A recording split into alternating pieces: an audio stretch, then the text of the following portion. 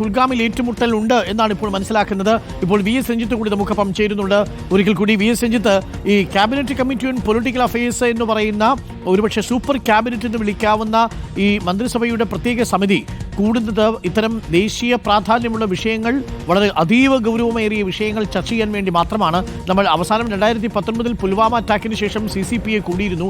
അതിനുശേഷം ദിവസങ്ങൾക്കുള്ളിലാണ് തിരിച്ച് ബലാക്കോട്ട് ആക്രമണം നമ്മൾ നടത്തിയതും. അപ്പോൾ CCPയെ കൂടുന്നു എന്ന് പറഞ്ഞാൽ വളരെ നിർണായകമായൊരു തീരുമാനം കൈക്കൊണ്ടിരിക്കുന്നു. അതിന് ഈ പ്രത്യേക സമിതിയുടെ, ഈ പൊളിറ്റിക്കൽ അഫയേഴ്സ് ക്യാബിനറ്റ് സമിതിയുടെ അംഗീകാരത്തിനു വേണ്ടിയാണ് ഇനി നമ്മൾ കാത്തു നിൽക്കുന്നത്. അത് കിട്ടിക്കഴിഞ്ഞാൽ ഒരുപക്ഷെ സൈന്യത്തിന് തങ്ങളുടെ നീക്കം നടത്താൻ കഴിയും എന്നാണ് നമ്മൾ മനസ്സിലാക്കേണ്ടത്. വളരെ നിർണായകമാണ് ഇനിയിപ്പോൾ പ്രധാനമന്ത്രി ചെയർ ചെയ്യുന്ന CCP അല്ലേ?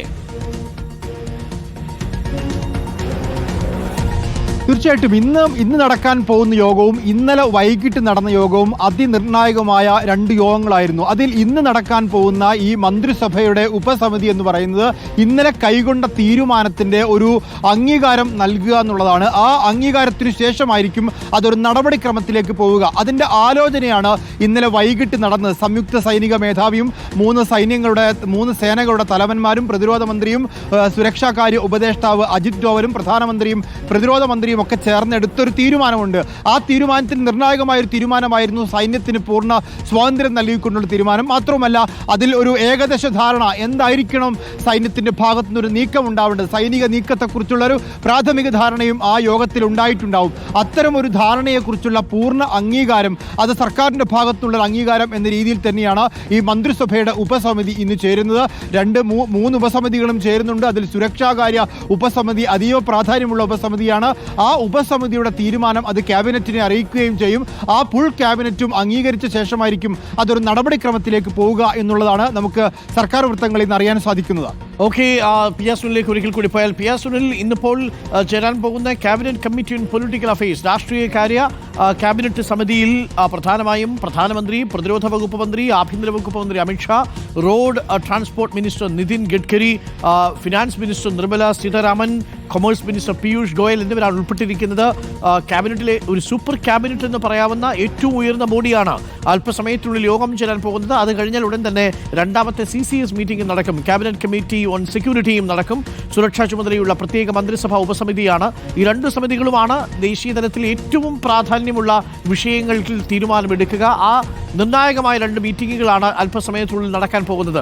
മറുഭാഗത്ത് പാകിസ്ഥാനും ചില തയ്യാറെടുപ്പുകൾ നടത്തിയെന്ന് അറിയാൻ കഴിയുന്നു. PR സുനിൽ, അവിടെ കറാച്ചിയിൽ യുദ്ധക്കപ്പലുകൾ തയ്യാറാകുന്നു എന്നുള്ളൊരു വിവരം കൂടി ലഭിക്കുന്നുണ്ട്. ഇതിനിടയിലാണ് ഇന്ത്യൻ നാവികസേന തങ്ങളുടെ മാരിടൈം മൈറ്റ് ഫ്യൂൽ ചെയ്യുന്നു, ഞങ്ങൾ ഇന്ധനം നിറയ്ക്കുന്നു എന്ന വളരെ പ്രധാനപ്പെട്ട ഒരു സൂചനയുള്ള ഒരു ഫേസ്ബുക്ക് പോസ്റ്റുമായി ഇപ്പോൾ എത്തിയിരിക്കുന്നത്.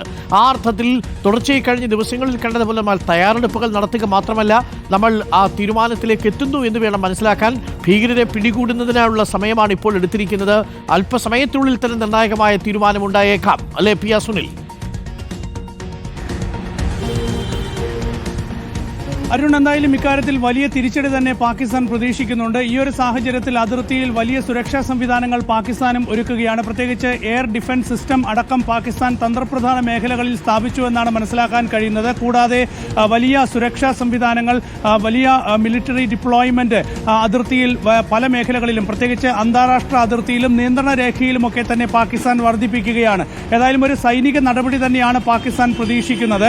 അതല്ലാതെ ഏതെങ്കിലും ഒരു കോണിൽ ഏതെങ്കിലും ഒരു ഭീകര ക്യാമ്പുകൾക്ക് നേരെയുള്ള എന്തെങ്കിലും ഒരു ആക്രമണ രീതിയല്ല, ഒരു വലിയൊരു സൈനിക നടപടി തന്നെ പാകിസ്ഥാൻ പ്രതീക്ഷിച്ചുകൊണ്ട് പാകിസ്ഥാൻ വലിയ പ്രതിരോധം തീർക്കുന്ന കാഴ്ച തന്നെയാണ് അതിർത്തിക്കപ്പുറത്ത് നിന്ന് വരുന്ന റിപ്പോർട്ടുകൾ. ഏതായാലും ഇന്ത്യയും അതിന്റെ ഇരട്ടി വലിപ്പത്തിൽ സൈനിക ശേഷി ഏതായാലും വർദ്ധിപ്പിച്ചു കഴിഞ്ഞു. കൂടുതൽ ശക്തമായ നീക്കത്തിലേക്ക് ഇന്ത്യയും പ്രതിരോധ സംവിധാനങ്ങൾ ശക്തമാക്കുകയാണ്. ഏതായാലും വലിയൊരു തിരിച്ചടി ഉണ്ടാകും എന്നുള്ള കാര്യത്തിൽ യാതൊരു സംശയവുമില്ല. അത് പാകിസ്ഥാനും പ്രതീക്ഷിക്കുന്നുണ്ട്. പാകിസ്ഥാൻ മന്ത്രി തന്നെ, ഞാൻ നേരത്തെ ചൂണ്ടിക്കാണിച്ചതുപോലെ തന്നെ പാകിസ്ഥാൻ ഇൻഫർമേഷൻ മന്ത്രി തന്നെ അക്കാര്യം പരസ്യമായി പറയുന്നുണ്ട്. 24 മുതൽ 36 മണിക്കൂറിനകത്ത് വലിയൊരു ആക്രമണം ഇന്ത്യയിൽ നിന്ന് പാകിസ്ഥാൻ പ്രതീക്ഷിക്കുന്നുണ്ട്. ഇന്ത്യ അങ്ങനെ ഒരു ആക്രമണം നടത്താൻ സാധ്യതയുണ്ട് എന്നത്. ഏതായാലും വളരെ ചൂടുപിടിച്ച ചർച്ചകൾ തന്നെയാണ് ദില്ലിയിൽ ഈ വിഷയത്തിൽ നടക്കുന്നത് എന്ന കാര്യത്തിൽ യാതൊരു സംശയവുമില്ല. ഇപ്പോൾ കേന്ദ്ര പ്രതിരോധ മന്ത്രി രാജ്നാഥ് സിംഗ് സൗത്ത് ബ്ലോക്കിലെത്തിയിട്ടുണ്ട്. സേനാ തലവന്മാരുമായി അദ്ദേഹം കൂടിക്കാഴ്ച നടത്തുന്നുണ്ട്. അല്പസമയത്തിനകം അദ്ദേഹം കേന്ദ്രമന്ത്രിസഭയുടെ സുരക്ഷാകാര്യ സമിതിയിലേക്ക് എത്താനുള്ളതാണ്. അപ്പോൾ അതിന് മുന്നോടിയായി